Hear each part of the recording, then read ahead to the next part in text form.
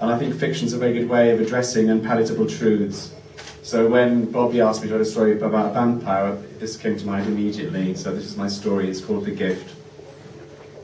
Frankie was a giver. That was how he liked to describe himself. Some people had other words to describe people like Frankie. Some were moralistic. Some were simply interested in the mechanics.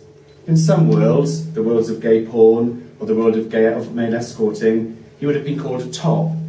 Frankie didn't mind that, but it wasn't entirely accurate.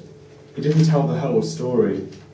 On the specialist websites where Frankie searched for sexual partners, he was most definitely a giver. It said so in his profile. He gave pleasure. More than that, he gave people what they wanted, or at least he gave them what they said they wanted. In Frankie's mind, that amounted to the same thing. He wasn't reckless or irresponsible. He wasn't one of those people you've sometimes read about in the tabloid newspapers. He wasn't driven by anger or the thirst for revenge. He wasn't a monster. What Frankie did, he did out of love, or a kind of love. The websites were a new phenomenon, so new they made Frankie feel positively ancient. But what they offered had always been available by some means or other, even in the age of anxiety that began in the early 80s and continued well into the 90s before the new drugs came along. There were always people willing to take risks for the sake of some semblance of intimacy. Funny, really, since so few of them planned to stick around for very long afterwards, and yet they were left with a lasting reminder of those few hours, minutes, moments of pleasure.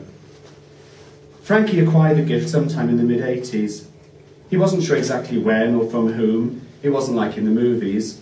But he remembered waking one morning and sensing that something inside him had changed, that he was no longer the same man. Even before the blood test confirmed it, he knew.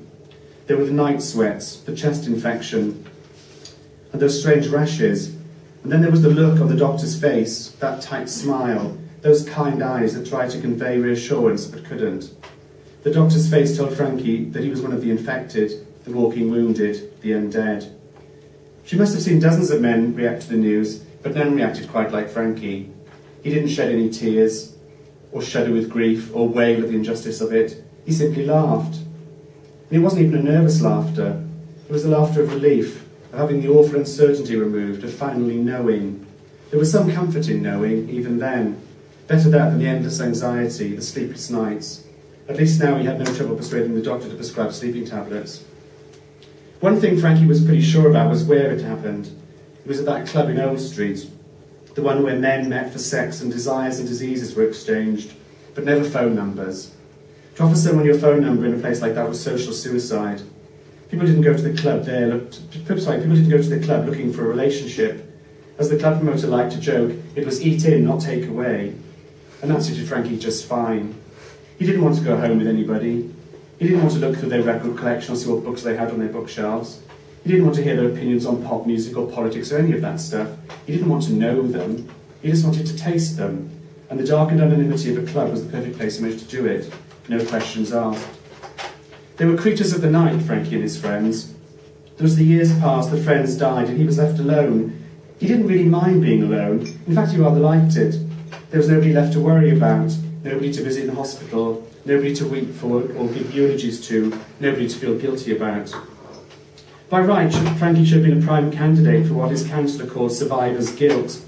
His counsellor is a well-intentioned man with a kind face, but his talk is all about pain and loss, and how unprocessed grief can harden inside a person's body like a cancer. Frankie is such deep inside himself, and he has found no evidence of this whatsoever. Of course, Frankie knows that he was one of the lucky ones. He didn't die. His body changed, but he didn't succumb to the strange lesions and deadly infections that killed off so many of the men he knew. He was stronger. His blood was stronger. Even his doctor said so. His test results were unlike anything she'd ever seen. He didn't need the drugs to control what was inside him. He was special. Something in his blood was special. He might not live forever, but he wasn't going to waste away anytime soon either. He could go on being a creature of the night, without the fear of being struck down by some mysterious illness. He was blessed. He had been exposed to some life-threatening condition, and somehow his body had beaten it.